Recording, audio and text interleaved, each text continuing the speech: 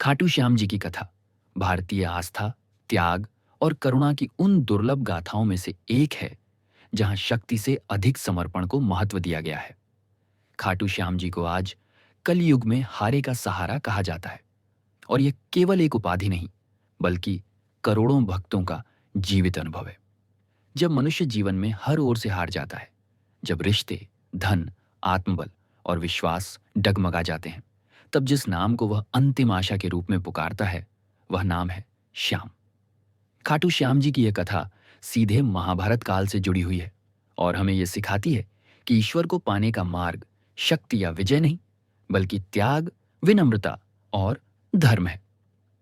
इस कथा की शुरुआत होती है महाभारत के महान योद्धा भीम से, जिनके पुत्र थे घटोत्कच और घटोत्कच के पुत्र थे बर्बरीक। बर्बरीक का जन्म अत्यंत दिव्य परिस्थितियों में हुआ था।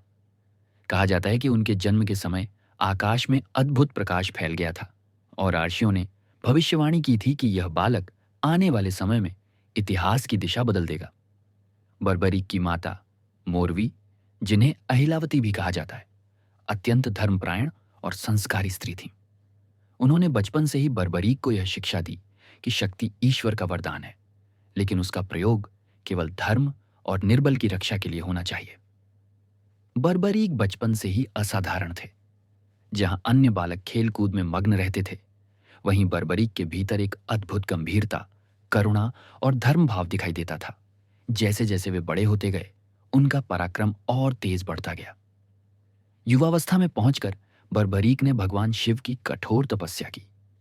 वर्षों तक वे जंगलों में रहे, कठिन व्रत किए और केवल एक ही कामना की कि उन्हें ऐसी शक्ति मिले जिससे वे अधर्म का नाश कर सकें और धर्म की रक्षा कर सकें। उनकी तपस्या से प्रसन्न होकर स्वयं भगवान शिव प्रकट हुए और उन्हें 3 अमोघ बाणों का वरदान दिया। इन 3 बाणों का रहस्य अत्यंत अद्भुत था। पहला बाण युद्ध भूमि में उपस्थित सभी शत्रुओं को चिन्हित करता था। दूसरा बाण उन सभी चिन्हित शत्रुओं का नाश कर देता था और तीसरा बाण पहले 2 बाणों को वापस ले आता था। इन बाणों के साथ बर्बरीक को ऐसी अजेय शक्ति प्राप्त हुई कि वे अकेले ही किसी भी युद्ध का अंत कर सकते थे। समय बीतता गया और महाभारत युद्ध की घोषणा हुई। जब बर्बरीक को यह समाचार मिला, तो वे भी युद्ध भूमि की ओर चल पड़े। युद्ध पर जाने से पहले उन्होंने अपनी माता से आशीर्वाद लिया। माता ने उनसे पूछा कि वे किस पक्ष का साथ देंगे। तब बर्बरीक ने वही उत्तर दिया जो आगे चलकर इस कथा का सबसे महत्वपूर्ण मोड़ बन गया। उन्होंने कहा कि वे उस पक्ष का साथ देंगे जो युद्ध में हार रहा होगा। माता ने उनके उत्तर में धर्म की भावना देखी, क्योंकि उनका पुत्र सदैव निर्बल के साथ खड़ा होना चाहता था। किंतु यही प्रतिज्ञा महाभारत के संतुलन के लिए एक गंभीर संकट बन सकती थी। भगवान श्री कृष्ण, जो त्रिकालदर्शी थे, इस बात को भली भांति समझ गए। उन्हें झांत हो गया कि यदि बर्बरीक युद्ध में उतरे तो वे बार बार पक्ष बदलेंगे और युद्ध कभी समाप्त नहीं होगा। धर्म की स्थापना असंभव हो जाएगी। इसी कारण श्री कृष्ण ने एक दिव्य लीला रची।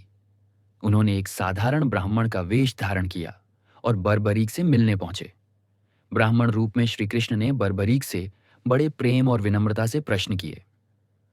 उन्होंने बर्बरीक से उनकी शक्ति, उनके बाणों और उनकी प्रतिज्ञा के विषय में पूछा। बर्बरीक ने बिना किसी छल कपट के सब कुछ सच सच बता दिया।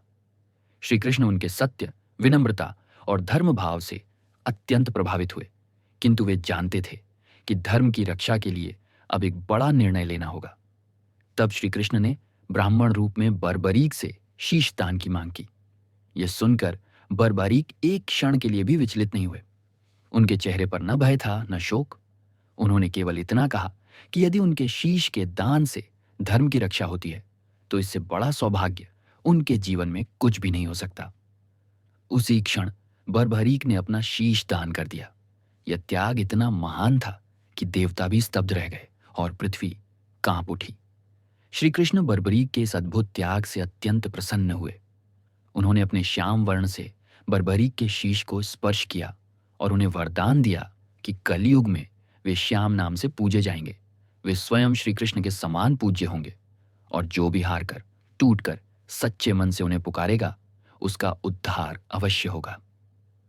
श्री कृष्ण ने बर्बरीक के शीश को यह वरदान भी दिया कि वे महाभारत का पूरा युद्ध देख सकें। युद्ध के अंत में जब श्री कृष्ण ने उनसे पूछा कि युद्ध किसने जीता, तब बर्बरीक ने उत्तर दिया कि उन्होंने पूरे युद्ध में केवल श्री कृष्ण को ही युद्ध करते देखा। समय बीतता गया, युग बदल गए और कलयुग का आरंभ हुआ। महाभारत के बाद बर्बरीक का शीश अदृश्य हो गया, किंतु उनका वरदान जीवित रहा। कलयुग में राजस्थान के सीकर जिले के खाटू नामक गांव में एक साधारण किसान को स्वप्न आया, जिसमें उसे आदेश मिला कि उसके खेत की भूमि में एक दिव्य शीश छिपा हुआ है। जब उस स्थान की खुदाई की गई तो वहां से अद्भुत प्रकाश और सुगंध फैल गई।